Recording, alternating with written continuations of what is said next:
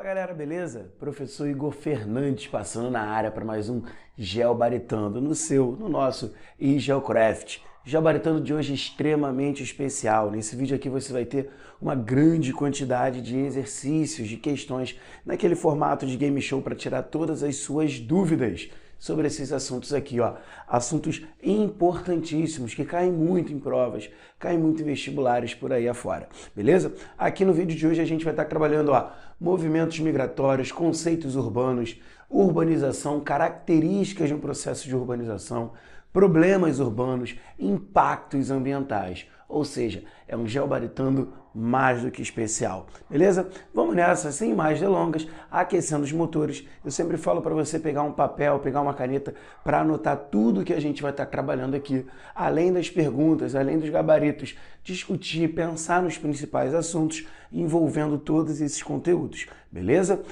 Quer mudar bem? Quer chamar a galera? Compartilha à vontade esse material e principalmente qualquer dúvida, qualquer informação, qualquer consideração, deixa aqui nos comentários. Falou? Vamos nessa, começando os trabalhos com a questão número 1. Olha só.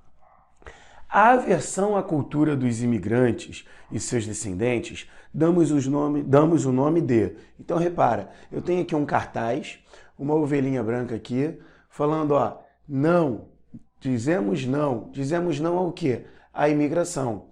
Porque, segundo esse cartaz aqui, ó, fronteiras abertas, criminalidade, desemprego, basta de abuso. Então, repara, eu estou tendo um cartaz onde eu tenho uma ovelha de uma cor questionando e contrária à entrada de outras e falando, não, basta de imigração.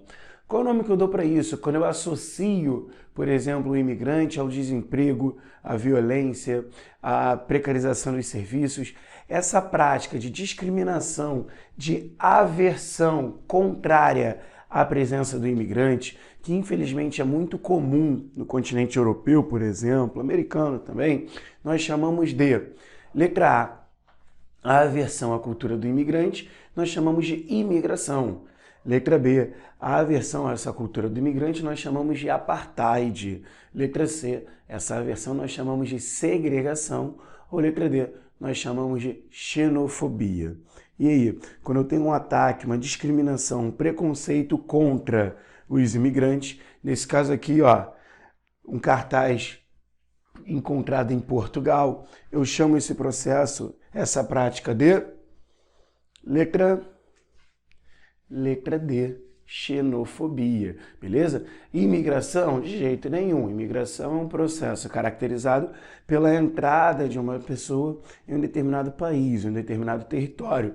Apartheid, não. Apartheid me lembra aquele regime, por exemplo, que aconteceu na África do Sul, onde eu tenho uma segregação, uma separação entre brancos e não brancos. Apartheid me lembra aquela separação, aquela situação onde eu separo grupos diferentes, grupos étnicos diferentes. Segregação também está ligada a essa lógica de desigualdade. É claro que no caso do apartheid, essa segregação ela é muito mais violenta, beleza? Porque eu tenho a restrição de direitos civis, eu tenho uma série de ataques às condições básicas de um determinado grupo, eu tenho moradias e investimentos diferenciados para grupos diferentes. E a xenofobia, termo correto, quando eu me refiro à discriminação, ao preconceito sofrido por um imigrante numa outra localidade, eu estou usando o termo xenofobia.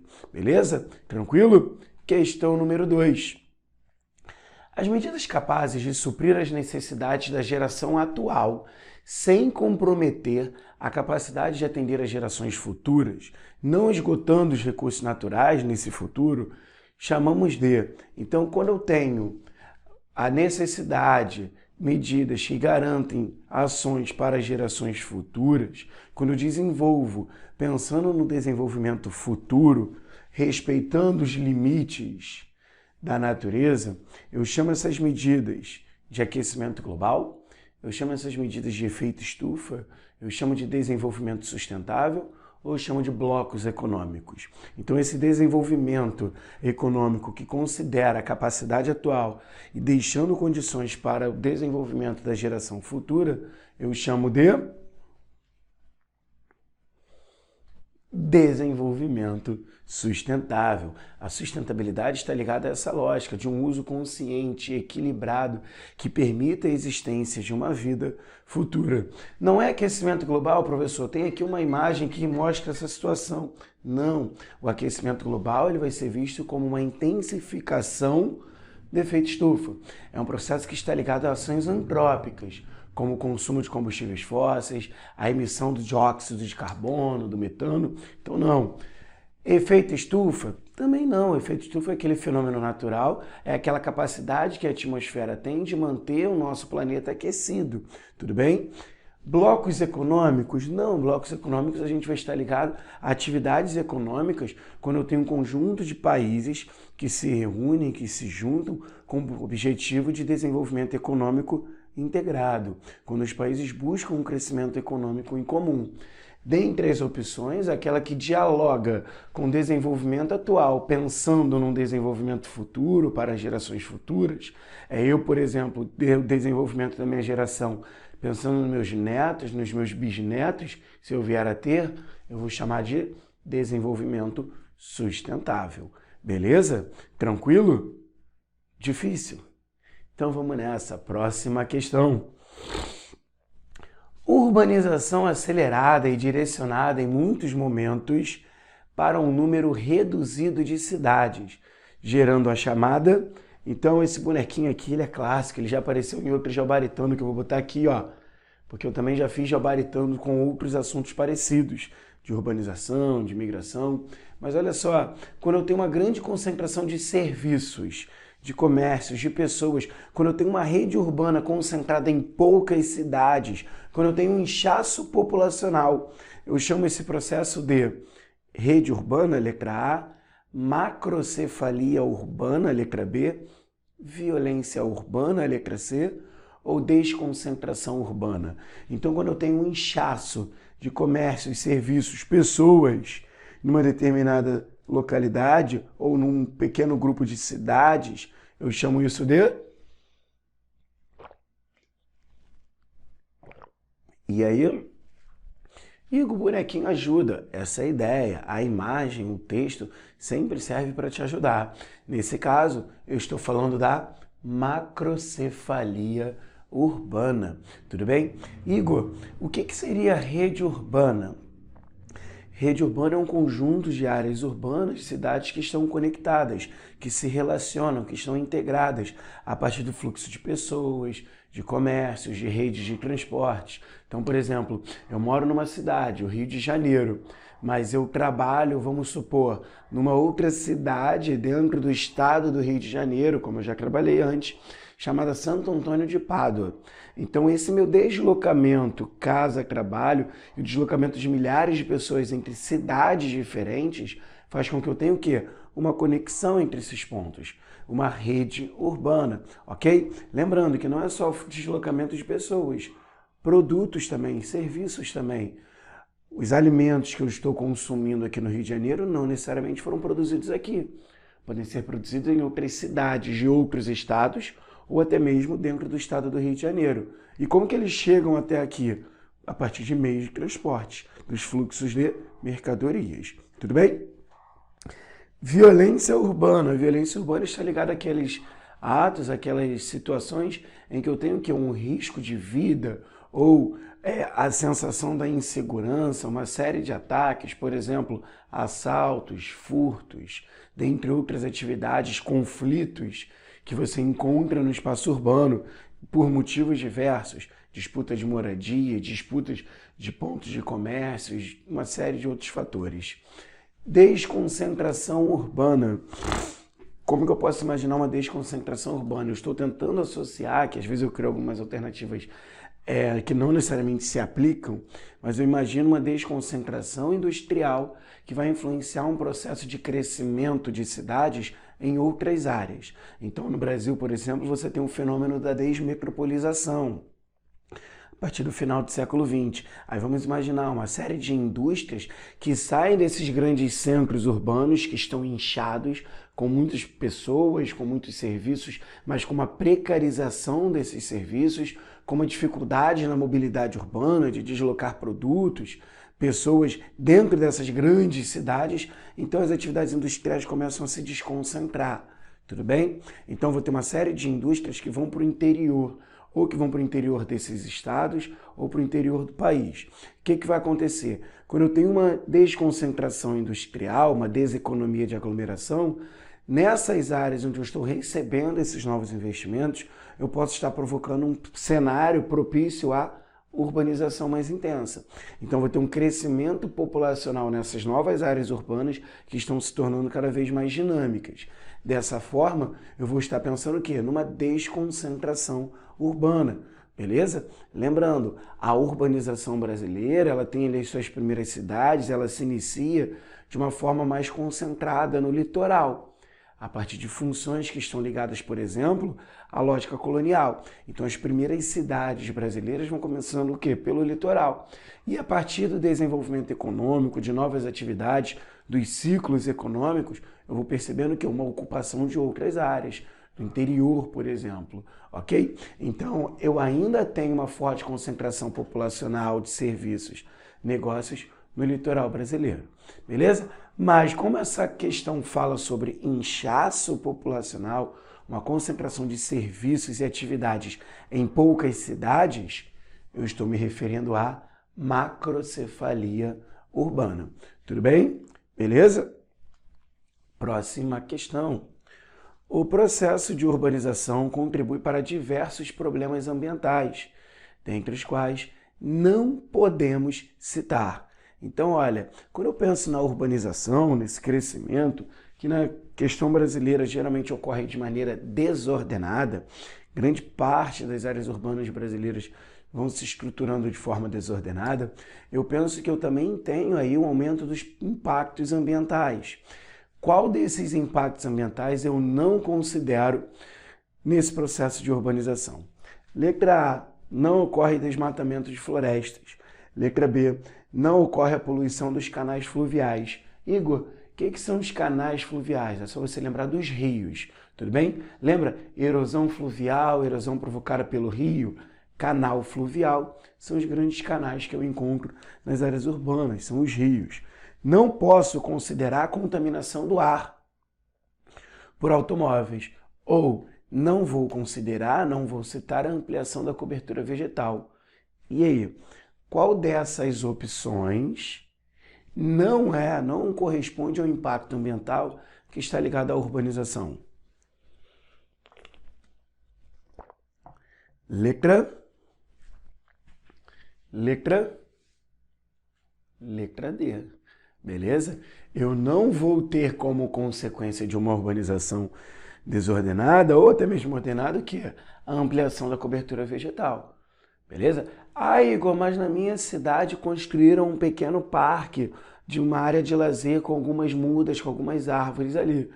Mas uma área muito pequena comparada à expansão urbana que provavelmente provocou o quê? Um grande desmatamento daquela área. Ok? Beleza? Então, dentre essas opções, eu não vou destacar a ampliação da cobertura vegetal. Questão 5. 2 problemas que podemos verificar na imagem. Opa, então calma aí. A imagem está aqui, vou ficar quietinho aqui no canto. Estou aqui, beleza? Então, nessa imagem aqui, ó, eu tenho prédios, tenho uma praia aqui, a orla do Rio de Janeiro, prédios, condomínios com segurança, com boas condições aqui. E aqui eu tenho uma favela, a favela da Rocinha, ok? Condomínio, comunidade, vamos pensar assim também. Letra A, eu quero 2 problemas que eu verifico nessa imagem. Letra A, segregação socioespacial e desemprego. Letra B, violência urbana e poluição ambiental. Letra C, desigualdade social e crescimento desordenado. Ou letra D, poluição atmosférica e especulação imobiliária. Olha só, eu vou te dar os 30 segundos para você fazer essa questão. Só que presta atenção, por favor. Essa questão é para você observar a imagem. Eu tenho uma série de situações aí que você encontra sim nessas áreas, mas eu quero de acordo com a imagem. De acordo com a imagem, o que você vai assinalar aí para gente? Letra A, segregação socioespacial e desemprego. Letra B, violência urbana e poluição ambiental. Letra C, desigualdade social e crescimento desordenado. Ou letra D, poluição atmosférica e especulação imobiliária. E aí, de acordo com a imagem, eu consigo ver o que aqui? Letra C, desigualdade social e crescimento desordenado. Gente, eu sempre falo o seguinte, preste sempre atenção no enunciado.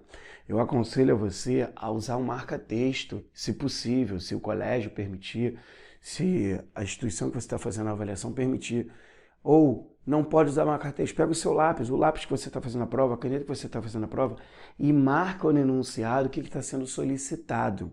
Porque dependendo da situação, eu vou estar colocando uma série de alternativas plausíveis. Eu posso colocar 4 alternativas que fazem sentido, que estão corretas, mas só uma está respondendo o que o enunciado pede. Olha, 2 problemas verificados na imagem. Por que eu estou falando isso? Olha para a letra A. Ó, vou ficar aqui na frente do restante. Ó. Segregação socioespacial e desemprego. Nessa imagem eu vejo segregação socioespacial.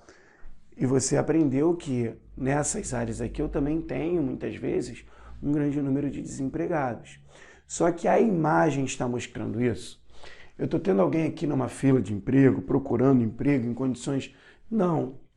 B, violência urbana e poluição ambiental. Pô, professor, violência urbana está em todo lugar. Com certeza aqui eu tenho violência urbana, tanto aqui quanto aqui, sim. Mas é o que a imagem está mostrando. Na imagem eu tenho algum elemento que representa, que me faz pensar na violência urbana? Não. Mas, professor, poluição ambiental também tem tudo quanto é lugar. Aqui, por exemplo, para construir esse condomínio, eles derrubaram as árvores. Aqui também. Mas está dando para ver a árvore derrubada? Está dando para ver a emissão de um gás? Está dando para ver poluição ambiental nessa imagem que está distante? Não. Então você vai marcar de acordo com a imagem. De acordo com a imagem, o que eu vejo? Deixa eu até chegar aqui para o lado. Ó. Eu vejo desigualdade social, tudo bem? Está aqui, ó, desigualdade social. E vejo também um crescimento desordenado nessa parte inferior aqui da imagem. Beleza? Tranquilo? Difícil? Se você errou porque não considerou a imagem, não tem problema. Você está aqui para praticar, para exercitar. Isso vale para qualquer questão anterior. Não tem problema eu errar. Ok? A ideia é a gente conversar, a gente lembrar dos assuntos, dos principais conteúdos. Beleza? Vamos nessa próxima questão. Fator repulsivo para a elevada migração de africanos para a Europa nas últimas décadas. Ou seja, fator repulsivo. Igor, eu não lembro o que é um fator repulsivo. Então preste atenção em mim antes de eu botar aqui as alternativas para você. Ó. Vai para na frente. Não, vou não. Se você já sabe o que é fator repulsivo, pode fazer a questão. Olha só, fatores atrativos e repulsivos são elementos, são circunstâncias, são características que acabam motivando as pessoas a saírem ou entrarem num determinado espaço. No caso dos fatores repulsivos, são aquelas situações que fazem as pessoas quererem sair, repulsa, saída. Por exemplo, um momento, não posso falar, senão dou a resposta. Vou falar dos fatores atrativos. Depois eu falo dos repulsivos, depois que eu der a resposta. Fatores atrativos são aqueles elementos, circunstâncias que atraem uma pessoa para uma determinada localidade. Então, por exemplo, uma boa condição de vida, com serviços de qualidade, uma área onde eu tenho uma educação, moradias planejadas, onde eu tenho saneamento básico, onde eu tenho saúde, segurança, tudo isso atrai as pessoas para aquela área. Oferta de emprego também. Ah, vou morar em tal lugar, por quê? Porque recebi uma boa proposta de emprego. São fatores que atraem, que fazem as pessoas procurarem aquele espaço. E fatores repulsivos? Primeiro vamos para a pergunta. Fator repulsivo para a elevada migração de africanos que vão para a Europa nas últimas décadas. Foram para a Europa nas últimas décadas. Letra A industrialização africana. Letra B, o desemprego na Europa. Letra C, as guerras civis no continente africano. Ou letra D, a xenofobia na Europa. E aí? Letra C, as guerras civis no continente europeu. Eu estou falando de fatores repulsivos na África. O que pode estar acontecendo aqui que faz a galera ir para a Europa? A industrialização africana? Bom, a industrialização africana ela não tem grande força, ela tem aí, de toda a produção mundial, uma pequena representatividade, cerca de 1,5% da produção industrial mundial, eu vou estar relacionando ao continente africano. Mas não é só isso não. Se eu tivesse uma industrialização no continente africano ocorrendo, concorda comigo que a industrialização iria estar mantendo as pessoas e até mesmo atraindo essas pessoas para esses países que vão se industrializando? Claro, a gente está pensando em África, mas eu posso pensar no continente africano e devo pensar. Quando eu falo em industrialização africana, eu estou querendo dizer o seguinte, vários países africanos se industrializando. Se eu tenho um processo de industrialização, seja na Nigéria, na África do Sul, na Argélia e tal, o que vai acontecer? Eu vou atrair pessoas para lá. E as pessoas que moram lá dificilmente vão querer sair, porque eu vou estar tendo uma geração de emprego, um dinamismo econômico. Concorda comigo? Então não. Tanto é que quando eu olho para o continente africano, eu percebo um fluxo migratório muito grande para onde? Para o sul aqui, ó. Por quê? Porque é onde eu tenho um país com uma economia um pouco mais diversificada, que é a África do Sul. A industrialização na África do Sul é um exemplo de atração populacional, ok? Beleza? Desculpa, me tremei. O desemprego na Europa. Gente, se aumenta o desemprego na Europa, eu vou atrair africanos para lá, eu vou sair do meu continente, vamos supor, eu estou desempregado aqui no continente africano, eu moro no Camarões, vou sair do Camarões e vou para a França. Por quê? Porque na França o desemprego aumentou. Se o desemprego aumentou na Europa, eu vou pensar duas vezes. O desemprego é fator repulsivo. Só que nesse caso, eu quero um fator repulsivo aonde? No continente africano. Ué, professor, peraí. Mas se tivesse assim, o desemprego crescente no continente africano, o desemprego na África, certo, mas ele fala do desemprego na Europa. Não. Letra C. As guerras civis no continente africano. Tá certo. Se eu estou vivendo num período de guerra, se eu tenho um conflito interno no meu país, por exemplo, se eu moro no Sudão e eu estou vivenciando uma guerra civil com perseguições a minorias, o que eu vou fazer? Eu vou querer fugir do meu país. Guerras, desastres naturais, desemprego, violência muito intensa são fatores repulsivos, ok? Beleza? Anotou aí no caderno? Fatores atrativos e fatores repulsivos? Sempre é bom dar uma olhada nisso. Porque geralmente a gente fala assim, fulano foi para um país em busca de melhores condições de vida. Mas se a questão não coloca melhores condições de vida e coloca outros termos, você tem que saber, ok? Caraca, Igor, eu nem lembro desse assunto continente africano. Onde eu encontro isso? Adivinha. Adivinha. Onde você encontra a aula de África e principalmente um geobaritando de continente africano para você tirar todas as suas dúvidas e entender, por exemplo, por que eu tenho tantos conflitos no continente africano?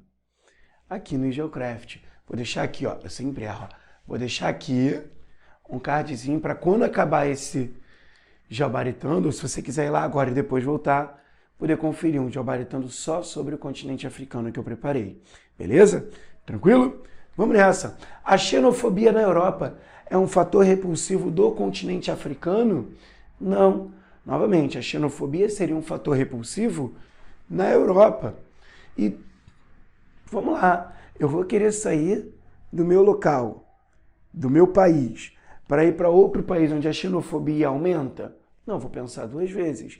Lembra da questão número 1? Imagina, eu vou sair do Brasil para ir para Portugal. Por quê? Porque lá estão maltratando os brasileiros.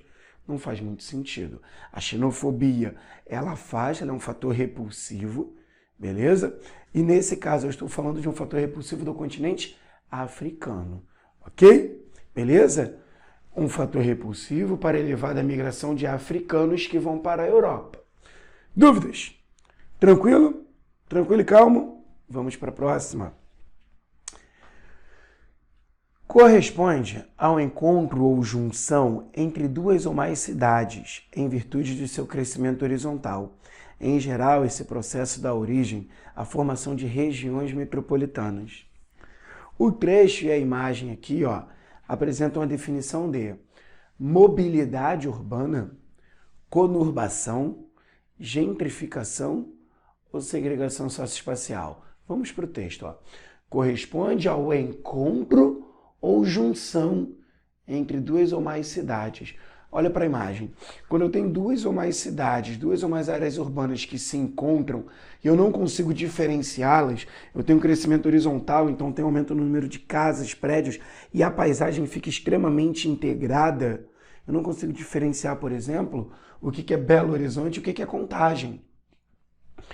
Então, quando eu tenho essa junção de áreas urbanas, de cidades, que geralmente acontece em regiões metropolitanas, eu chamo isso de mobilidade urbana, de conurbação, de gentrificação ou de segregação socioespacial.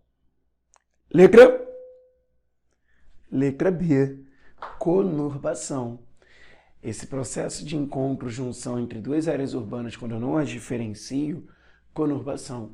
Igor, o que é mobilidade urbana? Mobilidade urbana está ligado que a capacidade de deslocamento da população, de uma grande quantidade de população, no espaço urbano. Nesses grandes centros, onde eu tenho um crescimento desordenado, geralmente a mobilidade urbana é um desafio. Ela é bem precária. Eu penso, por exemplo, numa grande cidade como São Paulo, onde pessoas levam, às vezes, cerca de 2 horas só para sair de casa e chegar ao trabalho, e depois 2 horas para voltar. Sendo que se for num horário tranquilo, não comercial, um horário que não seja chamado horário de rush, esse trajeto é feito em 10 minutos. Então, o que contribui para essa mobilidade precária, para esse deslocamento precário? Um elevado número de automóveis, uma quantidade de vias não planejadas estreitas, um transporte público ineficiente, cheio, caro, péssimo em estado de conservação, dentre outros aspectos.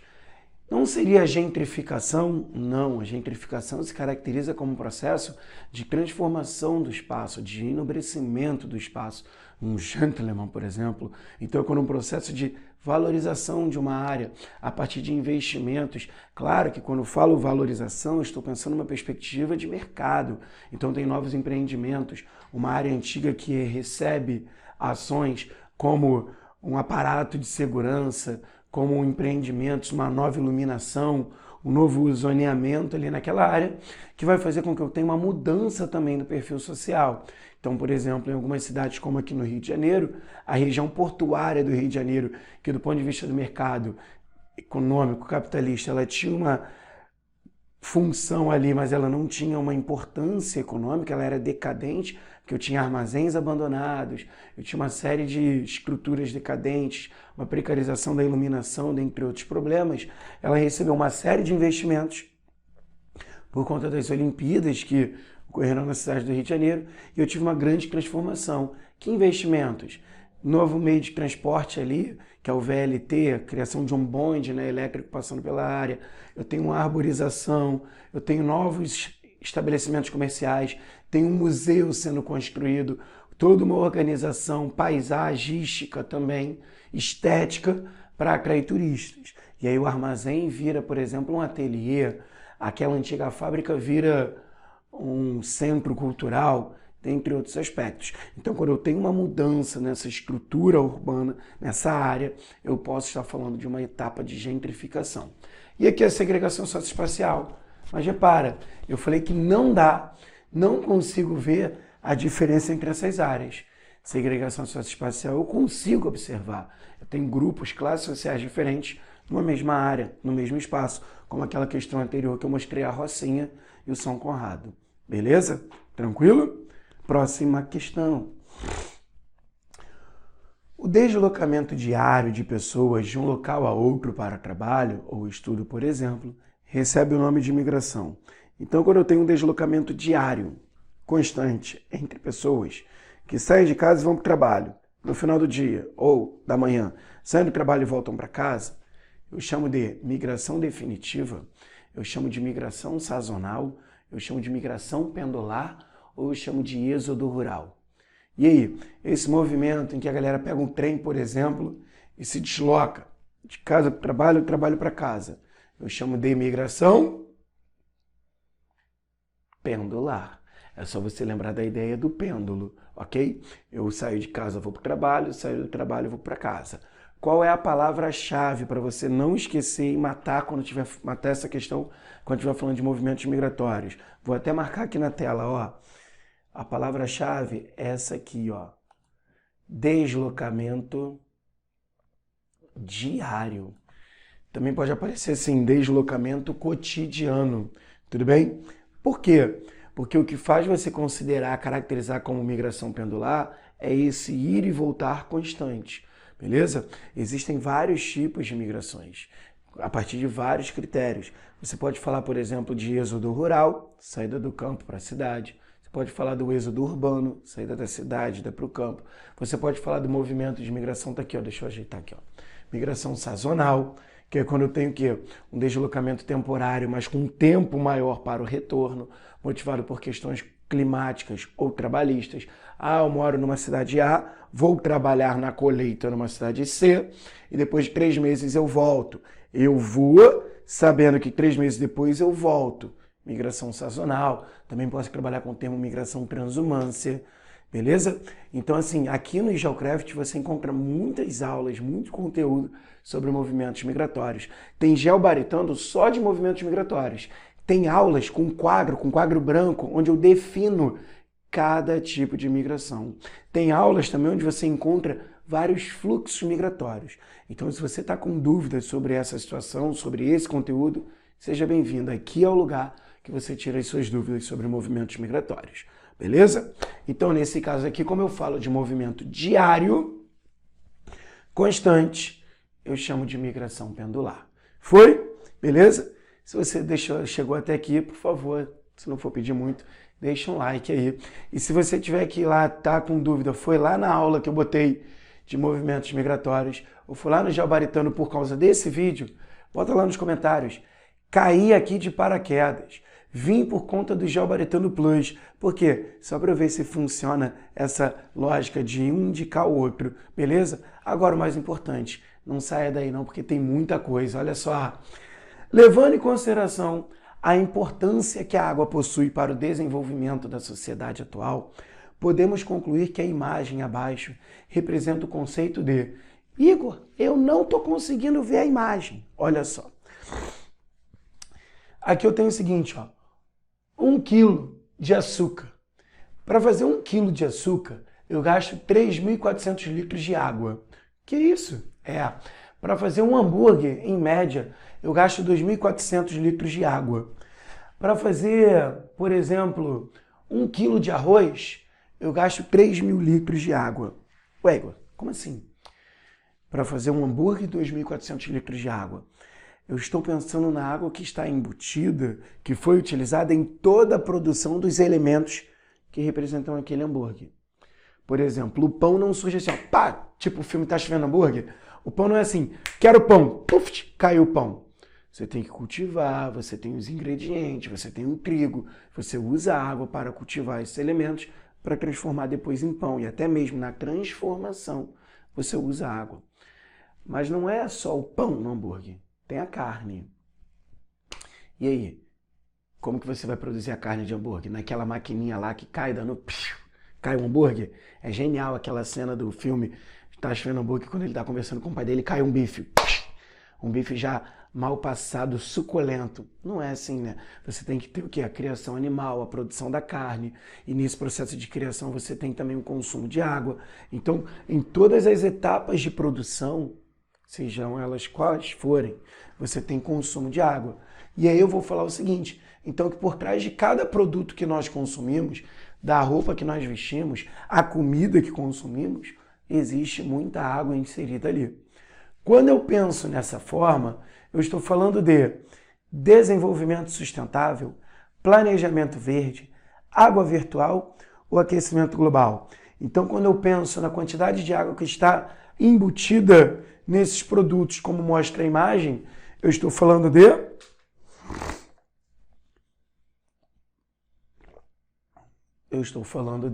água virtual. Letra C. É como se fosse aquela água que você consome indiretamente. E aí agora você vai perceber o seguinte, caramba, quanto você quanto nós consumimos de água sem perceber. E aí, para isso, você pode lembrar de um outro termo importantíssimo. É um indicador que analisa o consumo médio de água por cada um de nós. Qual é o indicador? Pegada hídrica. Vou botar até aqui a definição. Ó. Pegada hídrica. É muito importante você pensar nessa perspectiva. Existe a pegada ecológica, que mais tarde a gente vai estar trabalhando, e a pegada hídrica. Tudo bem? Tranquilo? Beleza? Próxima questão. Ih, faltou a imagem. O conjunto de cidades que se relacionam a partir de fluxos de capitais, mercadorias e pessoas recebe o nome de... Eu falei sobre isso ainda agora. Eu dei exemplo de Rio de Janeiro, Santo Antônio de Pádua, não foi? Então, o conjunto de cidades que estão conectadas, que estão inseridas, integradas a partir do fluxo de capitais, mercadorias e pessoas, eu dou o nome de hierarquia urbana, macrocefalia urbana, rede urbana ou mobilidade urbana. Quando eu tenho a integração de cidades, eu chamo essa integração de quê? Letra C, rede urbana. E apareceu, ó, rede urbana, cidades que estão aqui, conectadas, ok? Olha aqui nessa imagem, ó, eu tenho uma capital regional, eu tenho uma metrópole, eu tenho outras cidades menores que estão conectadas, que se relacionam. E aí, vamos lá. Você vai concordar comigo que existem cidades mais importantes do que outras, certo? Quando eu analiso a importância de uma cidade sobre a outra, a influência de uma cidade sobre a outra, como se fosse uma rede, por exemplo, numa rede social, você tem uma pessoa que tem mais influência, mais contatos e que influencia mais a partir do que ela posta do que outras. Então isso faz com que eu tenha o quê? Uma organização que diferencia, uma organização que é estruturada numa relação de poder. Quando eu analiso essa diferença de cidades, a partir do que é que elas possuem, da influência que elas exercem, eu chamo isso de aqui, ó, hierarquia urbana.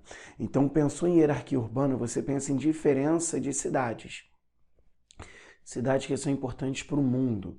Metrópoles globais, com bolsas de valores, aeroportos internacionais, grandes escritórios empresariais, sedes de grandes multinacionais, beleza? Cidades que se caracterizam pelas tomadas de ações.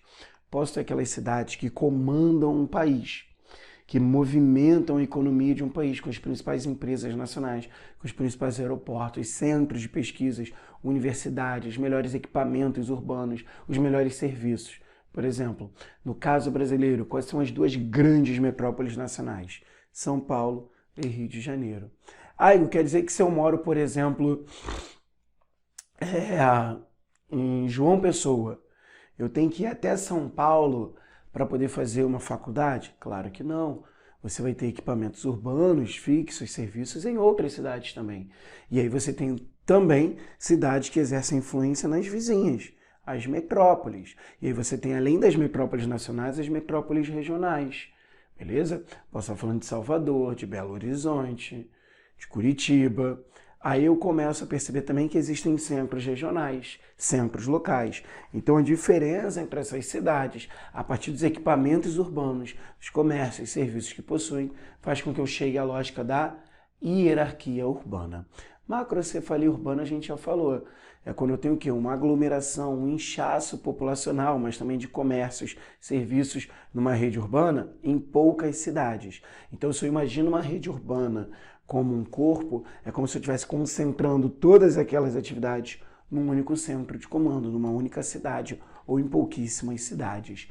Mobilidade urbana nós falamos também ainda agora, está ligado a esse deslocamento, essa capacidade de deslocamento, de transporte da população no horário do rush. Nesse caso aqui, a gente está falando de rede urbana. Beleza? Tranquilo? Foi? Pegou a definição de hierarquia urbana? Já tinha esquecido? Anota. Isso é importante. Próxima questão. O elemento que contribui para o problema na tirinha é... Vamos ler a tirinha. Então, calma aí. Deixa eu entrar na frente da alternativa para você não ler agora. Olha a tirinha, ó. Mãe, Joãozinho, pela última vez, traga os carrinhos e venha almoçar. Qual é o problema? Mãe, Mobilidade urbana, mãe. Tá tudo engarrafado aqui. Tô com dificuldade para ler que tá longe o visor. Então, olha só. A mãe manda o Joãozinho guardar os carrinhos e ir almoçar, porque ele tá demorando muito. Ele fala, mãe, ainda não consegui porque tá tudo engarrafado.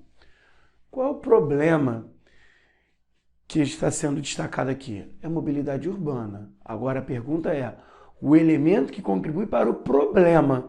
Então você tem que identificar o problema e achar um fator, um elemento. O problema é a mobilidade urbana. Qual é o elemento que contribui para o problema do engarrafamento? O problema na mobilidade urbana. Letra A, o elevado poder aquisitivo médio da população. Letra B, os elevados investimentos em transportes públicos. Letra C, o aumento do desemprego e o crescimento da informalidade. Ou letra D, a intensa integração entre transporte rodoviário e ferroviário.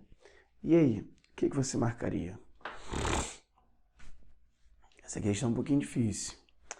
O aumento do engarrafamento tem como um dos vários fatores que nós já falamos, as vias estreitas, a precarização do transporte público, beleza?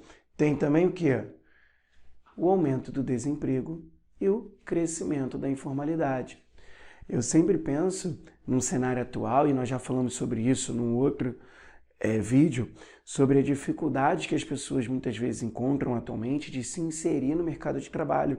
Até mesmo pessoas que possuem o quê? Qualificação. Cresce o número de pessoas que vão para o subemprego, por uma questão de necessidade, outras por oportunidade. Então o que vai acontecer? O aumento do desemprego, ele empurra as pessoas para o subemprego. E não é só isso. Eu vou perceber nas últimas décadas, nos últimos anos, né, um crescimento de empresas que se beneficiam dessa situação. Como, por exemplo, as empresas que usam transporte por aplicativo. Pessoas com qualificação que, para complementar a renda, ou para ter uma renda, já que estão desempregadas, tornam-se o quê? Motoristas de aplicativos. E aí eu tenho algumas empresas, não é só uma. Então eu posso falar o seguinte, que esse aumento do custo de vida, esse aumento do desemprego, essa desvalorização do emprego, faz com que essas pessoas comecem a optar, muitas vezes, por esse tipo de serviço. E aí, por que também eu vou ter esse tipo de serviço? Porque existe uma demanda muito grande. Quantas vezes você recorreu a um transporte de aplicativo para chegar a um determinado local na sua cidade? Caso tenha esse tipo de opção. Por que geralmente você usa?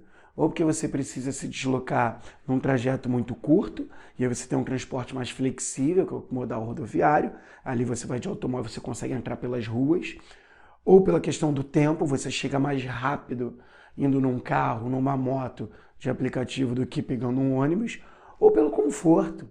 A precarização do transporte público, a falta de integração entre os modais, ela faz com que você opte por quê? Por um transporte alternativo. Tudo bem? Então, olha, o aumento do desemprego contribui para o aumento no número de pessoas que vão trabalhar nesse tipo de empresa, nesse tipo de serviço. Resultado, você tem um aumento no número de carros nas ruas, contribuindo para a ocorrência do engarrafamento.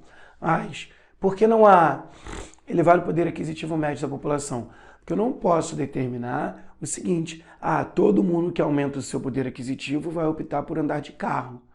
É claro que a precarização do transporte público e uma maior facilidade para o transporte individual contribui para o aumento no número de transportes individuais, motocicletas, automóveis e tal. Só que eu não posso definir que todo mundo vai optar pelo uso do carro. Falo por mim. Se eu tivesse um transporte público de qualidade na cidade que eu moro, um transporte público que me permitisse sair do meu local de moradia até o meu trabalho de maneira eficiente, e quando eu falo eficiente, não é nem muito confortável, mas cumprindo horários, eu com certeza iria optar pelo transporte público. Até porque eu ia poder tirar uma soneca, dormir da minha casa até o trabalho. Eu detesto dirigir na cidade, eu gosto de dirigir na estrada. Mas por que eu sou obrigado quase todo dia a pegar o meu carro e ir para um outro bairro trabalhar? Porque de bicicleta eu não tenho ciclovia e não tenho segurança. E de ônibus eu tenho que pegar 3 ônibus. Não tem nenhuma conexão que não seja bicicleta, que seja pelo uso do automóvel, porque metrô não tem estação no bairro que eu trabalho, trem também não, então eu sou obrigado a sair bem mais cedo de casa, entrar no carro e me deslocar até o local de trabalho, mesmo não gostando. Quando meu carro quebra, meu carro velhinho, tal, o que eu faço? Tenho que sair ainda mais cedo para pegar 3 ônibus para chegar até o local de trabalho. Então, é muito complicado. Queria eu poder ir de bicicleta para o meu trabalho, mas não tem nem ciclovia, não tem nem segurança. Segurança que eu falo de viária mesmo, de poder me deslocar com a bicicleta, beleza? Elevados investimentos em transporte público. Não. Se eu tenho investimento em transporte público, se o transporte público é de qualidade, como eu acabei de falar, eu começo a diminuir o uso do transporte individual. Intensa integração entre transporte rodoviário e ferroviário. Se eu aumento essa integração, eu diminuo o número de carros nas ruas. Beleza? Próxima questão. Quando ocorre um movimento migratório forçado ou por escravidão, classificamos como? Então, aquela migração forçada, nós chamamos de migração temporária, de migração pendular, de migração voluntária ou de migração compulsória. Quando eu tenho um processo migratório forçado, eu chamo de migração compulsória. Beleza? Tranquilo? Migração temporária não pendular é aquela diária que também parte da vontade do sujeito por uma questão de trabalho, também não. Migração voluntária é quando o sujeito, o migrante, ele escolhe sair do local e ir para outro. Migração compulsória não, é aquela forçada, é aquela contra a vontade, como diz no enunciado. Beleza? Próxima questão. Os movimentos migratórios atuais podem ser motivados por fatores atrativos. Falamos sobre isso, eu não vou nem voltar, hein? Como guerras civis, ofertas de emprego, perseguições religiosas ou desastres naturais. Ficou fácil, hein? É só você marcar aqui, ó. Como eu sempre falo, marca no enunciado. Os movimentos migratórios atuais podem ser motivados por fatores atrativos. É muito simples. Qual dessas opções é um fator atrativo? E aí? Letra? Ih, deu ruim aqui? Ah, não. Ó. Letra B. Olha só. Guerras civis são fatores repulsivos. Fator atrativo é aquele que te motiva a ir para o lugar. Guerra civil te motiva a sair. Perseguições religiosas também são fatores repulsivos. Se eu estou sofrendo uma perseguição, eu vou querer sair do meu local de origem. Desastres naturais também são fatores repulsivos. Imagina, eu moro numa área onde eu tenho uma inundação tão forte, que acabou com toda a minha produção agrícola. Eu vou querer sair até esperar um período da estiagem para poder voltar para a minha casa, para ver o que eu posso fazer para continuar vivendo ou não naquela localidade. Beleza? Pessoas que estão fora de seu país de origem, devido a fundados temores de perseguição relacionados à questão de raça, religião, nacionalidade, pertencimento a um determinado grupo social. Então, pessoas que estão fora de seus países porque sofreram perseguições por motivações étnicas, culturais, religiosas ou políticas, eu chamo de imigrantes temporários, refugiados, migrantes econômicos ou migrantes temporários. Então, nos últimos anos eu tenho milhares de pessoas que rumam, por exemplo, em direção a países vizinhos e ao continente europeu, colocando em risco as suas vidas, fugindo de perseguições. Essas pessoas são chamadas de refugiados. Existe uma diferença importante. O refugiado é aquele que está fugindo de uma situação extremamente ameaçadora à sua condição de vida. Ele está buscando a sobrevivência, por isso muitas vezes ele vai para o país vizinho, beleza? Ele está fugindo de uma perseguição que torna incerta a sua existência e da sua família naquele país de origem, ok? Beleza? Não pode ser imigrante temporário, não, porque essa pessoa não pode garantir que ela vai voltar. Ah, estou fugindo de uma perseguição, vou ficar 2 meses na Colômbia. Não sei como vai ser daqui a 3 meses, 4 meses, o refugiado ele foge, ele vai buscar sua sobrevivência, ele tenta sobreviver numa outra área. Ele não vai com o intuito de, vou voltar daqui a pouco. Não. Migrantes econômicos? Não. Migrantes econômicos, você vai estar ligado àquelas lógicas mais tradicionais, buscas por emprego, busca por melhores condições de vida, mas ele não necessariamente sofreu uma perseguição. Migrante econômico é aquele que busca, por exemplo, uma condição melhor num outro país. Ele escolhe, ele planeja. Em nenhum momento eu estou falando que a vida dele é fácil, mas ele está buscando um desenvolvimento melhor socioeconômico numa outra área. Ele parou e falou, poxa, eu vou para os Estados Unidos ou vou para o Canadá, por exemplo. Migrante temporário? Também não, é a mesma coisa da um. Beleza? Tudo bem? Próxima questão. No século XXI, alguns fluxos migracionais se intensificaram em direção ao Brasil. Dentre esses novos grupos, não podemos destacar. Então, qual desses grupos aqui nós não destacamos com um grande fluxo para o Brasil? Letra A, nós não temos um grande fluxo de bolivianos. Letra B, nós não temos um grande fluxo de cubanos. Letra C, nós não temos um grande fluxo de haitianos. Ou letra D, nós não temos um grande fluxo nos últimos anos de venezuelanos. Igor, mas eu encontro bolivianos, cubanos, haitianos e venezuelanos no Brasil. Sim, mas eu estou falando de grandes movimentos, de grandes fluxos nos últimos anos. Dentre essas opções, eu vou ter o menor número, o menor movimento de cubanos.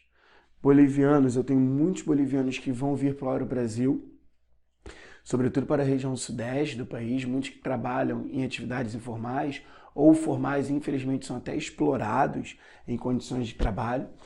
Haitianos, crescimento no número de haitianos que estão vindo para o Brasil, buscando melhores condições de vida, oportunidade de emprego em áreas diversas.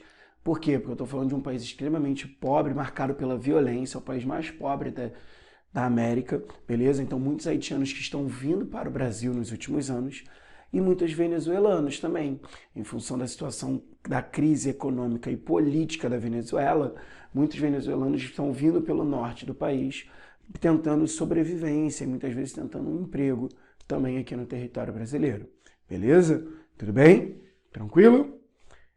Igor, mas por que vão vir para o Brasil? Só lembrando, porque o Brasil ele passa a ser uma área atrativa em relação ao seu entorno. Não é que o Brasil é o melhor país do mundo, não, mas o Brasil, devido à sua pujança econômica e seus aspectos sociais, culturais, mas principalmente seu dinamismo econômico, ele acaba atraindo um pouco mais a população dos países vizinhos. Nem sempre o imigrante ele tem condições de ir para outro continente ou de ir para uma área muito distante. Então, muitas vezes, ele vai olhar no seu próprio continente, como é o caso dos bolivianos, um país que chame a atenção pelo dinamismo econômico. No Brasil eu tenho outras áreas, eu tenho como arrumar um emprego na construção civil, eu tenho como arrumar um emprego nos serviços, nas lavouras. Então, isso acaba atraindo também a população dos países vizinhos. Foi o caso da África do Sul, como eu falei ainda agora. Ok? Próxima questão. A imagem abaixo evidencia um processo de revitalização do espaço urbano, conhecido como, poxa, essa aqui nós falamos, hein? Olha só na imagem, eu tenho, deixa eu ler aqui, ó, uma antiga indústria, uma indústria velha que virou um estúdio, depois que virou uma cafeteria, e depois essa área mudou tanto que isso aqui virou uma moradia. Então, quando eu tenho uma transformação do espaço, um enobrecimento, uma revitalização do espaço, eu chamo isso de desigualdade social, gentrificação, refuncionalização ou conurbação. Letra B, gentrificação. Igor, eu não entendi a palavra revitalização, dar uma nova vida, dar uma nova cara, dar um novo dinamismo, uma nova existência. Então é quando eu estou transformando o espaço para torná-lo mais atrativo. Aqui na imagem você vê isso pelas cores, tudo bem? Mas Igor, a gentrificação não tem relação, não está ligada, não promove muitas vezes um aumento da desigualdade social? Sim, nesse processo de gentrificação, você tem uma transformação do espaço que vai culminar com um aumento no custo de vida, que vai culminar com novos serviços chegando naquela área. E aí, muitas vezes, você tem uma população, uma comunidade naquela localidade ali, que não consegue mais usufruir daqueles serviços, que não consegue mais viver naquela área em virtude do aumento do custo de vida, ou que é pressionada a sair pela própria especulação imobiliária. Vamos supor, um senhorzinho que mora aqui, ganha um salário mínimo, e ele começa a receber investimentos para vender a casa dele. Em virtude do aumento do custo de vida, dessa nova dinâmica espacial, dos amigos que se foram, o que ele vai fazer? Ele vai acabar tendo que vender. Ele não vai melhorar a vida dele, simplesmente ele vai para uma outra área onde ele consegue se adaptar de maneira, claro que eu estou analisando uma perspectiva financeira, mas onde ele vai se adaptar de uma maneira mais confortável. Não necessariamente ele vai ficar rico, não, mas ele vai comprar a casinha dele numa outra localidade. E aí nessa área gentrificada eu vou ter o quê? Uma mudança do perfil social, uma alteração das características ali sociais, tudo bem? Então a gentrificação, ela contribui para a mudança no perfil social de uma área. Novos empreendimentos, novos condomínios, novas moradias vão surgindo, e aí com isso eu tenho outros processos. Eu posso ter um processo de verticalização. As casas sendo substituídas, aqueles imóveis mais baixos sendo substituídos, por quê? Por grandes empreendimentos, verticalmente falando. Então, os prédios comerciais, shopping centers, novas estruturas, verticalmente falando, maiores naquele espaço. Isso nós chamamos de verticalização, o crescimento da cidade vertical, aumento no número de prédios. Pode haver também a refuncionalização. O que é refuncionalização? É um processo no qual eu mantenho a estrutura, eu mantenho a forma, eu mantenho o fixo ali daquele imóvel, mas altero a função dele. Por exemplo, aqui a estrutura era fabril. Continua sendo uma fábrica, só que virou o quê? Uma cafeteria, uma loja de bicicletas, uma fábrica do século XIX que vira um shopping center. Isso tem aqui no Rio de Janeiro, uma fábrica do século XX que vai virar um shopping center. Então, quando eu mantenho a estrutura, mantenho aquela aparência ali, mas altero a função, eu chamo isso de refuncionalização. Como eu falei mais cedo no Porto Maravilha, aqui no Rio de Janeiro, armazéns que viram espaços diferentes. Eu mantenho aquela estrutura, mas o armazém antigo vira, sei lá, uma casa de cultura. Tudo bem? Conurbação nós já vimos, é quando eu tenho um encontro, uma junção de duas ou mais áreas urbanas, onde eu não consigo diferenciá-las, ok? Beleza? Tranquilo? Próxima questão. A urbanização não planejada de algumas cidades brasileiras contribuiu para o aparecimento de diversos problemas urbanos, dos quais não podemos citar. Então, novamente, qual problema urbano eu não vou citar numa urbanização planejada? A violência, o desemprego, a falta de moradia ou mercado consumidor? Qual dessas opções não é um problema urbano que eu encontro nas grandes cidades brasileiras? Essa ficou fácil, né? Já falamos de quase todos os problemas aqui. Letra D. Mercado consumidor, assim, friamente, não é um problema urbano. Agora, eu posso pensar aqui na violência, o aumento do desemprego, uma educação precária, a falta de moradia, a informalidade crescente. Esses fatores, dentre outros, contribuem para o aumento da violência. Beleza? O desemprego ocorre nas grandes cidades? Com certeza, até porque nesse processo que eu citei de crescimento desordenado, eu tenho um aumento populacional num curto espaço de tempo. Então, por uma questão de qualificação ou de oportunidades, de quantidades de vagas, eu tenho o quê? Um grande índice de desemprego, muitas vezes. A falta de moradia, que está ligada ao desemprego, que está ligada também ao custo de vida, a especulação imobiliária também. Então, às vezes, a pessoa ela não consegue uma moradia porque ela não tem condições financeiras de ocupar aquela área da cidade, aquele imóvel, ou porque ela não consegue ter um emprego, beleza? Dentre outros fatores. Então, dentre essas alternativas, eu não vou destacar como problema urbano o mercado consumidor. cidades que possuem as melhores infraestruturas urbanas, os melhores equipamentos, aeroportos, comércios, serviços, dentro de um conjunto nacional ou regional. Quando tem uma cidade que comanda as outras porque ela possui os melhores equipamentos, eu as chamo de vilas, centros regionais, metrópoles ou megacidades. E aí?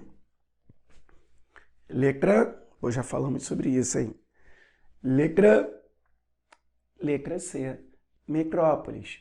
As metrópoles são essas cidades de grande porte que acabam influenciando, comandando as cidades vizinhas a partir da infraestrutura, dos equipamentos, dos serviços que possui.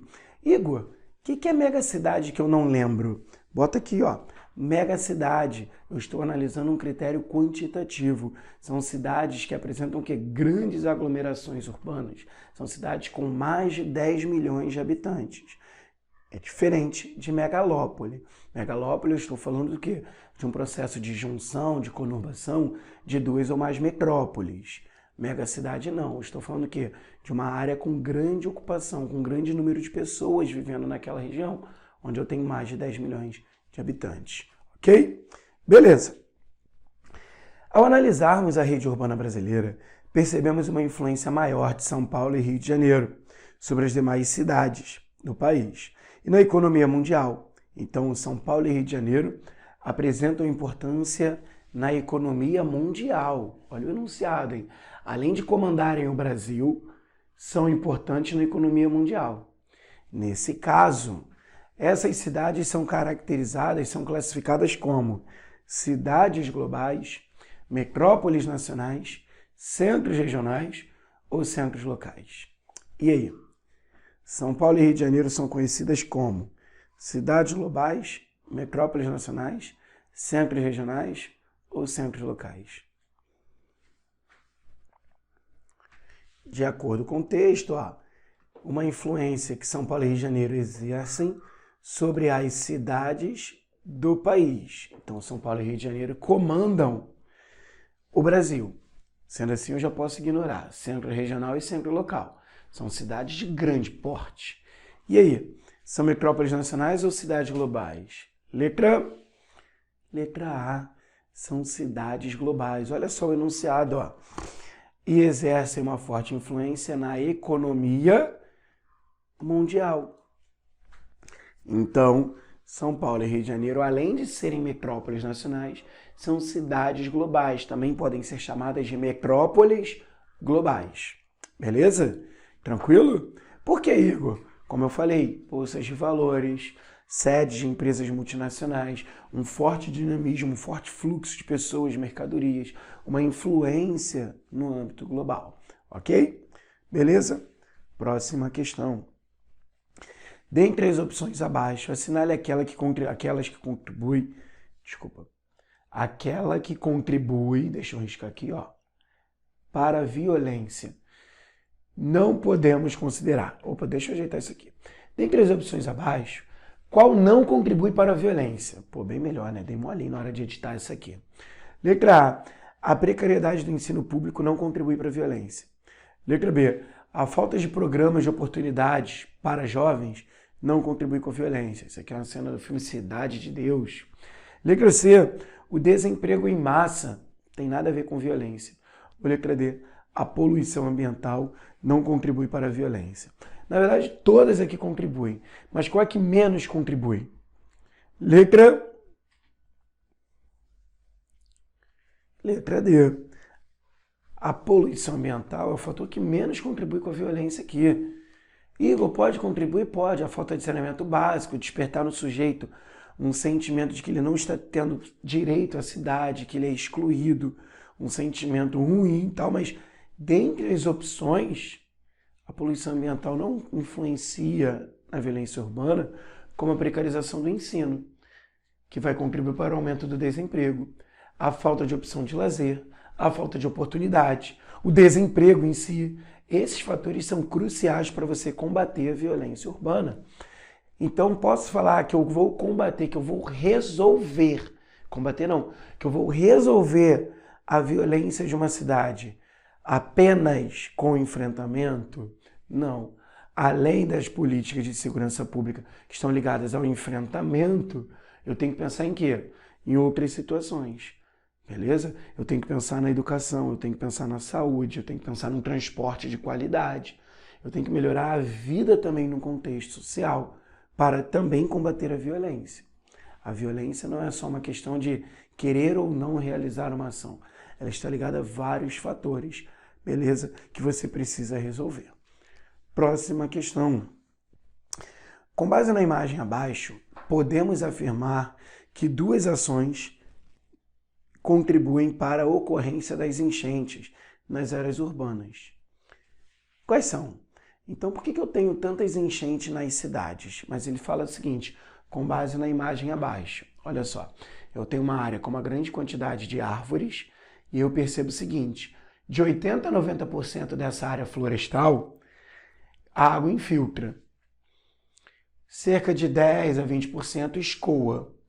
Aí eu vou para uma área residencial, ou seja, eu vou diminuir o número de árvores e vou botar algumas residências. O que vai acontecer? Olha só, de 50% a 60% infiltra, 40% a 50% escoa. E eu tenho uma zona urbana, uma área urbana, extremamente transformada, ocupada, com muitos prédios e nenhuma vegetação. 10% a 0%, de 0% a 10% infiltrando, de 90% a 100% escoando. Ou seja, à medida que eu vou transformando esse espaço, a quantidade de água que escoa, que fica na superfície, aumenta. Foi. Quais ações que contribuem para a ocorrência das enchentes nas cidades? Vamos lá. Letra A. O reflorestamento em encostas e a coleta seletiva. Então, se eu faço o reflorestamento, eu aumento os casos de enchentes. Letra B. A contaminação de rios por resíduos sólidos, ali faltou a contaminação de rios por resíduos sólidos e a preservação da vegetação. Letra C. A impermeabilização do solo e o desmatamento. Ou letra D. O aumento da produção industrial e a criação de áreas florestais. E aí, qual dessas opções contribuem para o aumento nos casos de enchentes? Letra C.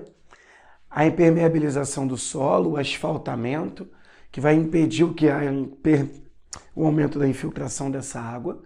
Então, se eu tenho ruas asfaltadas, eu diminuo a quantidade de água que vai para o subsolo, e se essa água não infiltra, ela escoa. Beleza? E o desmatamento, porque se eu diminuo a cobertura vegetal, eu também diminuo a capacidade de absorção dessa água. Então, nessas áreas urbanas chove muito. Quando chove muito, não tem para onde armazenar e infiltrar essa água, logo ela vai escoando. Beleza? Tranquilo? Próxima questão. Um fator que contribui para o problema mencionado na imagem é... Qual o problema mencionado na imagem? Eu tenho uma pessoa morando, vivendo em situação de vulnerabilidade social. Essa pessoa está morando na rua. Está sobre aqui, ó, caixote. Esse problema aqui, da falta de moradia, ele pode ser explicado por um fator, que é a especulação imobiliária, a falta de espaços públicos, o elevado número de automóveis ou o clima úmido. Letra A, a especulação imobiliária, o alto custo do imóvel, a questão de você valorizar o imóvel para depois vendê-lo, deixando ele ocioso. Então, várias moradias que estão vazias, mas que não são ocupadas. Por quê? Porque a especulação imobiliária ela controla o acesso a partir do preço. As pessoas não têm condições de pagar por aluguéis, de comprar casas. Então, isso está ligado à concentração de renda, mas à concentração de terras no nosso país. Então, essa especulação imobiliária contribui para essa situação. Beleza? Próxima questão. O processo de gentrificação tem sido alvo de debate nos últimos anos, visto que possui consequências como... Poxa, isso aqui eu falei, hein? Quais são as consequências da gentrificação? Letra A, a mudança do perfil social e a desvalorização do custo do solo. Letra B, a redução da desigualdade social e o aumento do desemprego. Letra C, a exclusão velada da população do local e o aumento do valor do solo. Ou letra D, a redução do valor de aluguéis e o aumento na concentração de comércios. Então, uma área que sofre com um processo de gentrificação, que passa por um processo de gentrificação, ela tem como consequência, letra C. Igor, mas você falou de mudança do perfil social. Tá certo. Só que eu vou ter uma desvalorização do custo do solo numa área onde eu tenho um processo de gentrificação. Os aluguéis ficam mais baratos? Ficam desvalorizados? Não, pelo contrário. E justamente por isso eu tenho a mudança do perfil social.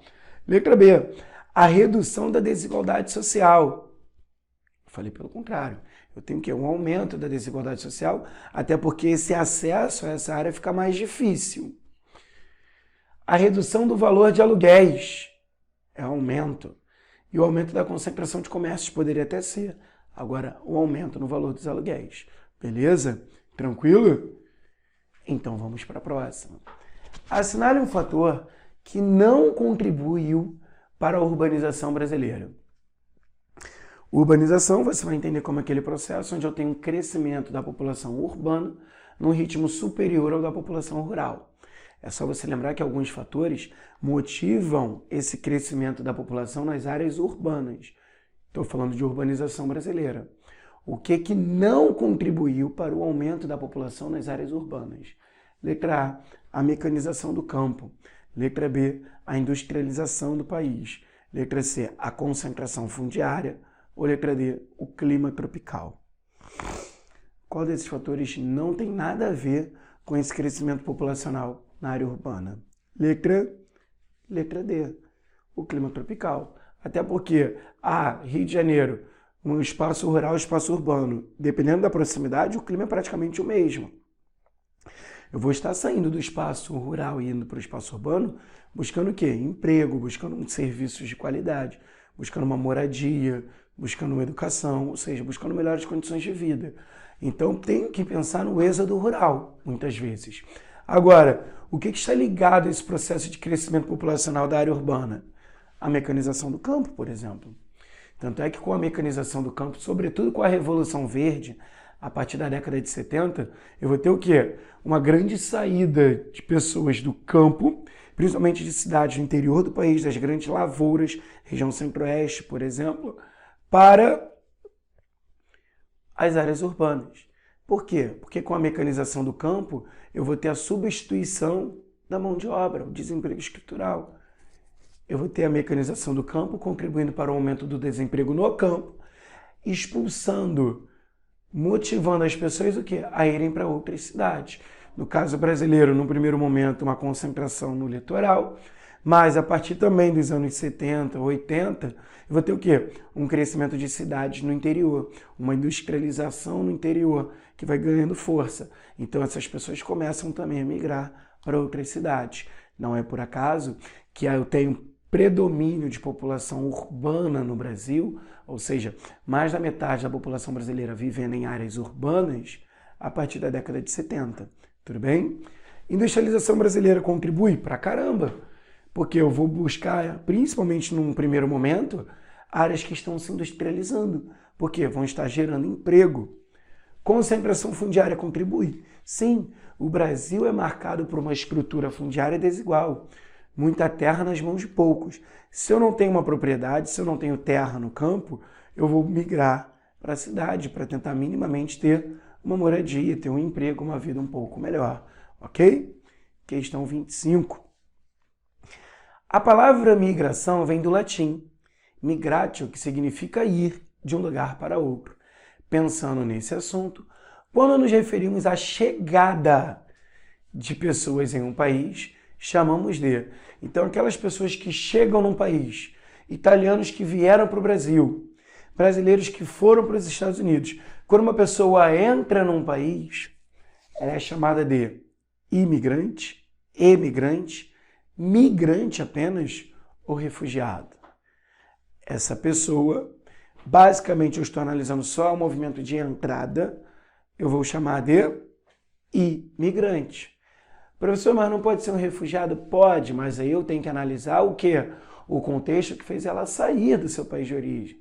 Uma pessoa que chega no meu país porque foi expulsa, porque estava sendo perseguida, estava ali sofrendo uma situação que colocava em risco a sua vida, ela chega no Brasil e comprova a situação dela, o que aconteceu, eu vou chamá-la de refugiada.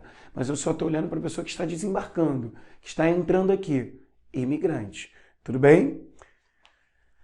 A imagem acima retrata, ó, a imagem abaixo, né? Eu tenho pessoas trabalhando numa lavoura, beleza? Semeando a terra, e essas pessoas agora na cidade, catando objetos, catando lixo. Essa imagem retrata as consequências do êxodo rural, a qualificação da mão de obra, um processo de favelização ou a violência urbana. Como eu falei no início do vídeo, é você observar a imagem e pegar a alternativa que responde ao enunciado, à imagem. Não a que você acha, a que você imagina, não. Você não tem que imaginar onde elas moram. Não. Você não tem que imaginar, será que elas são violentas, será que elas são calmas? Você tem que olhar para a imagem. A imagem mostra pessoas trabalhando na lavoura que depois estão na cidade catando lixo. A imagem mostra, letra A, as consequências de um êxodo rural.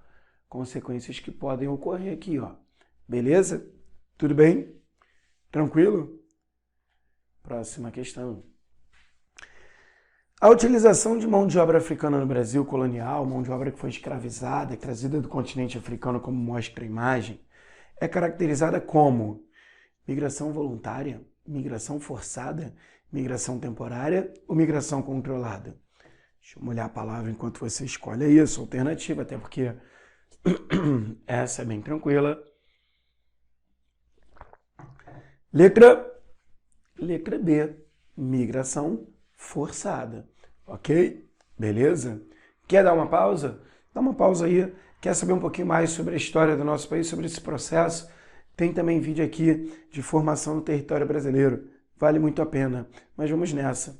Próxima questão. Despausou?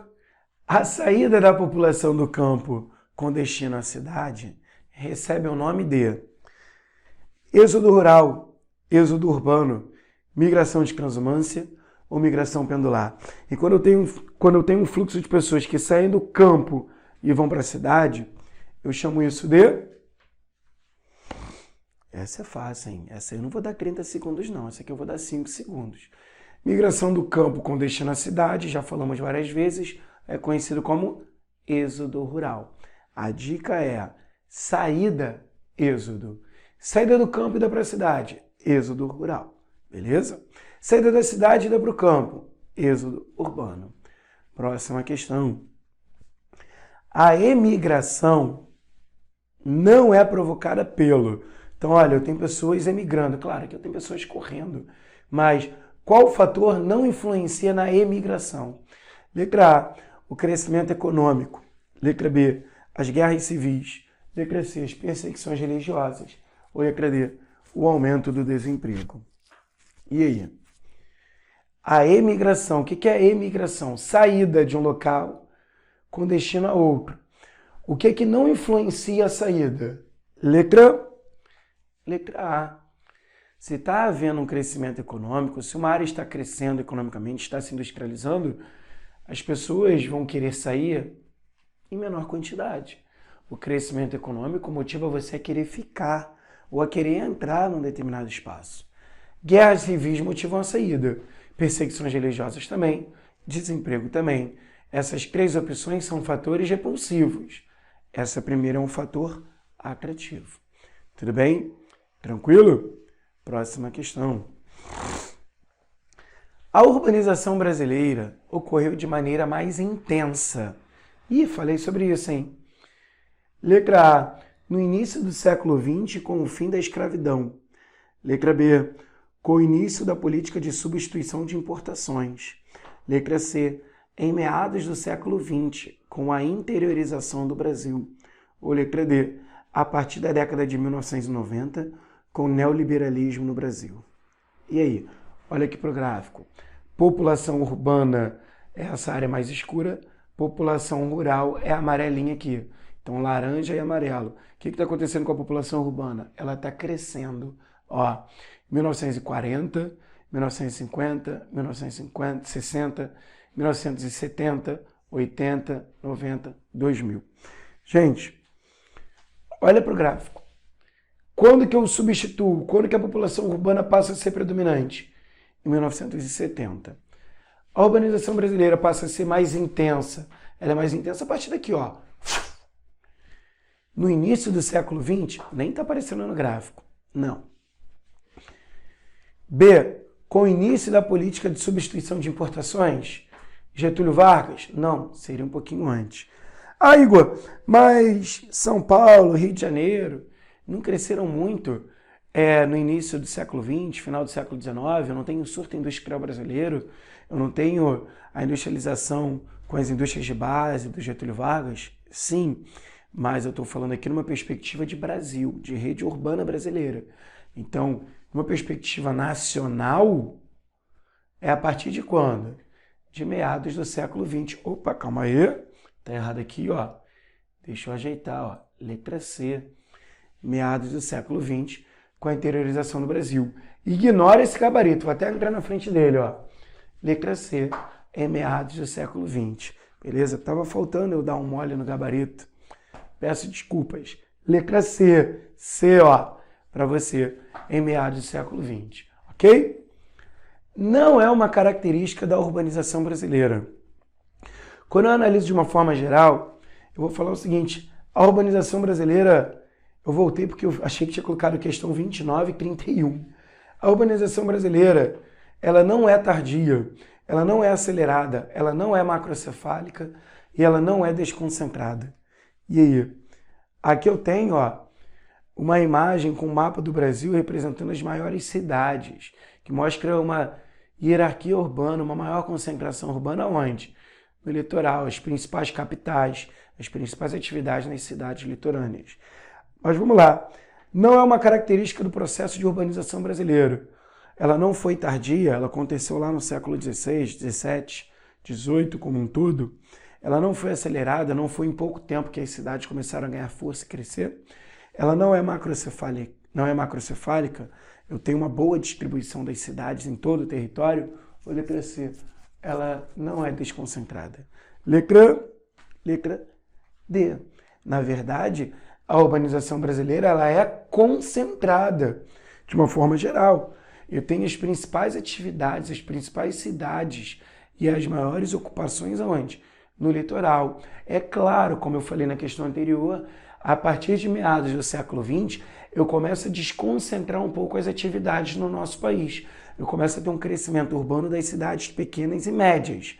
Mas, pensando numa perspectiva de urbanização num contexto mais amplo, de formação, de características gerais, ela ainda é bem concentrada em atividades que ficam no litoral. Tudo bem? Tranquilo? Próxima questão.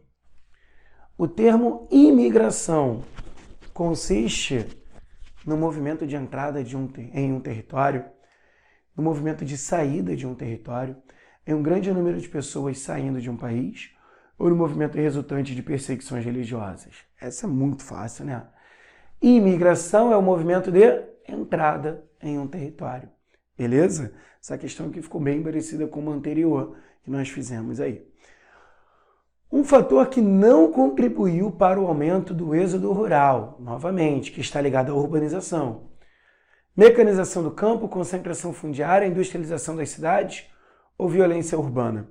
O que não contribui para o êxodo rural? Eu poderia perguntar o seguinte, o que não contribui para a urbanização?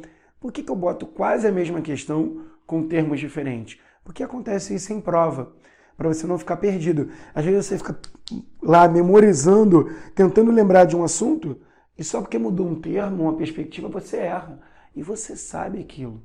Na questão anterior, você falou assim, olha, eu sei um fator que não contribuiu para a urbanização. Então você sabe aqui agora um fator que não contribuiu para o êxodo rural. Letra D. O êxodo rural não é caracterizado pela saída do campo para a cidade? Então é só você pensar o seguinte, o que a cidade possui que vai atrair a população do campo? Ou O que o campo possui que vai expulsar as pessoas de lá? A mecanização do campo é um fator que contribui para o êxodo rural, como eu falei. Eu tenho a substituição do homem pela máquina. A concentração fundiária também contribui. A industrialização das cidades também. A violência urbana não. Eu não vou sair do campo procurando violência na cidade. Meu sonho é sair do campo, procurar um emprego e não conviver com a violência. Tanto é que tem uma música, Cidade Negra, por exemplo, tem uma outra do Zé Ramalho, a de Cidade Negra, procurei depois. Ó Doutor, vou colocar aqui, ó, gostei disso, vou botar o card aqui. Ó Doutor, em que ele fala assim, ele fala primeiro, ó doutor, tem que me ajudar, eu tô com dor, doutor, não sei no que vai dar. Desci para o asfalto, subi na vida e depois vi que a intenção da autoridade não resume nada aqui. Subi no morro, onde sou morador, mão na cabeça, encosta para lá, Félix Pacheco, o documento não adiantou. Doutor, eu não tenho culpa se por lá rolou, lá no morro. De madrugada rolou bam, rolou tiroteio. E aí vem o refrão. Eu vou voltar pro meu sertão, pois aqui não fico não. Eu quero mais que água para viver. Descobri um caminho de ilusão, um conterrâneo coração, nessa terra não quer mais sofrer. Ou seja, eu quero voltar para o local de origem. Eu quero fazer uma migração de retorno. Por quê? Porque eu não aguento mais essa violência. Tudo bem? A música do Zé Ramalho, ele também fala isso. O nome da música é Cidadão. Quer entender um pouco mais de urbanização? Veja o clipe da música. E no meio da canção ele fala assim, dessa vez doeu mais forte, porque ele constrói uma escola que a filha não pode estudar. Ele constrói um prédio que ele não pode morar. E ele fala, dessa vez doeu mais forte. Por que é que eu deixei o norte? Lá seca castigava, mas pouco que eu plantava, eu conseguia comer. Ou seja, é um outro lamento de uma pessoa que realizou um êxodo rural, chega aqui, por exemplo, no Sudeste, no Rio de Janeiro, e se arrepende. Por quê? Porque enfrenta uma série de problemas, como desemprego, como preconceito, como a discriminação, a falta de serviços. A filha dele não tem uma boa educação, porque o Estado não oferta isso para ela, e ele fala, quero voltar para a minha terra. Então, a violência urbana, ela não é um fator atrativo, ela é um fator repulsivo, que motiva muitas vezes a migração de retorno, beleza? Próxima questão. Por falar em música, olha essa aqui, ó. As grades do condomínio são para trazer proteção, mas também trazem a dúvida se é você que está nessa prisão. Nas estrofes da canção acima, na verdade nas frases, né, da canção acima, Marcelo Falcão, no Rapa, retrata um fenômeno urbano, conhecido como, quando eu falo das grades do condomínio, eu estou sinalizando para a segregação induzida, a segregação indireta, a autossegregação ou a segregação direta? Letra C, de condomínio. O que é a autossegregação? É aquele fenômeno marcado pela fuga dos problemas urbanos dentro da própria cidade. Com outras palavras, eu tenho um crescimento de imóveis, de complexos de condomínios que passam a ganhar força, apelo por uma população de poder aquisitivo mais elevado que vai morar nessas localidades porque buscam ali serviços e condições que não encontram nas cidades em virtude dos problemas urbanos. Então, por exemplo, eu tenho condomínios que crescem cada vez mais nessas grandes cidades, oferecendo segurança, lazer, iluminação, abastecimento. Venha morar num condomínio tal. Aqui você vai ter uma área verde para poder passear com os seus filhos. Olha como isso dialoga com a questão da poluição, do caos urbano.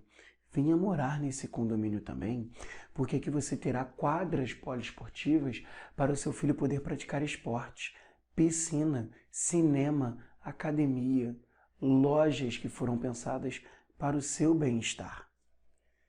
Eu estou tendo o quê? Acesso a serviços, a um comérciozinho. Muitas vezes colocam até algumas máquinas com produtos básicos, utensílios dentro dos condomínios para fazer com que você não precise o quê? Sair do condomínio. Então, a lógica é a autossegregação. Eu vou me separar, eu vou me isolar dentro do condomínio. E aí o Rapa fala isso. As grades do condomínio são para trazer proteção. Claro, o maior apelo para o crescimento dos condomínios é a questão da violência. Eu vou morar no condomínio porque lá é mais seguro. Só que qual é a lógica que o Rapa traz aqui? Qual é o debate? É paz ou é prisão? Porque eu estou saindo da cidade, estou me trancafiando num condomínio porque eu quero a paz, mas é a paz que eu não quero. Porque no final das contas é uma paz em que eu estou negociando a minha liberdade. É como se eu fosse um pássaro, estava voando pela Mata Atlântica, não gostei porque estou tendo focos de incêndio, eu estou vendo caças ilegais. O que eu faço? Eu vou até uma gaiola, fecho a gaiola e boto a chave do lado de fora. É mais ou menos essa a lógica que o Rapa traz. Cara, as grades do condomínio são para trazer proteção, mas será que é esse o caminho? É ir para um condomínio? Que eu tenho uma outra consequência, um aumento dessa desigualdade, uma dificuldade de relacionamento, às vezes, entre essas pessoas. E aí traz a perspectiva. Quem está na prisão? Quem está no condomínio? Quem está na cidade? Convivendo com essa violência. Então a solução é morar no condomínio ou é resolver o problema da violência para todos? É isso que a questão aborda. Igor, por que não segregação induzida? Segregação induzida é uma modalidade, é um processo onde você tem a ação. E aí você vai estar ligando muitas vezes ao poder público, uma ação do Estado, do poder público, nessa separação.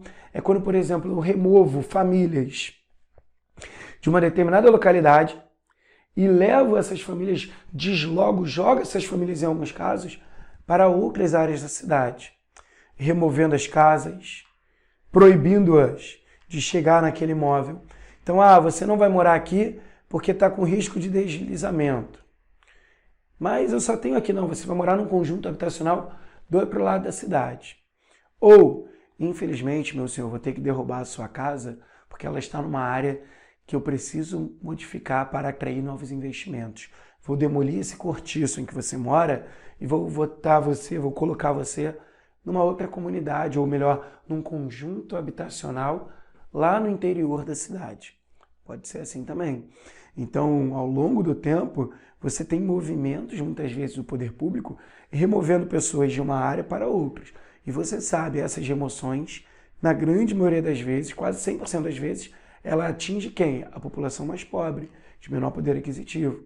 Beleza? Porque o que muitas vezes motiva esse processo? A especulação imobiliária, o interesse no mercado sobre aquele espaço. Ok? Beleza? Tranquilo? Última questão. A charge abaixo faz uma crítica ao seguinte problema urbano. Olha a charge aqui comigo, ó. Pai, eu quero morar naquele mundo. Que isso, meu filho? Que mundo? Esse aqui, ó. Dos prédios, do serviço, do lazer. Pai, eu quero morar naquele mundo. Mas qual é o problema aqui da charge? A charge aponta para a violência urbana. Letra B, a charge aponta para a desigualdade social.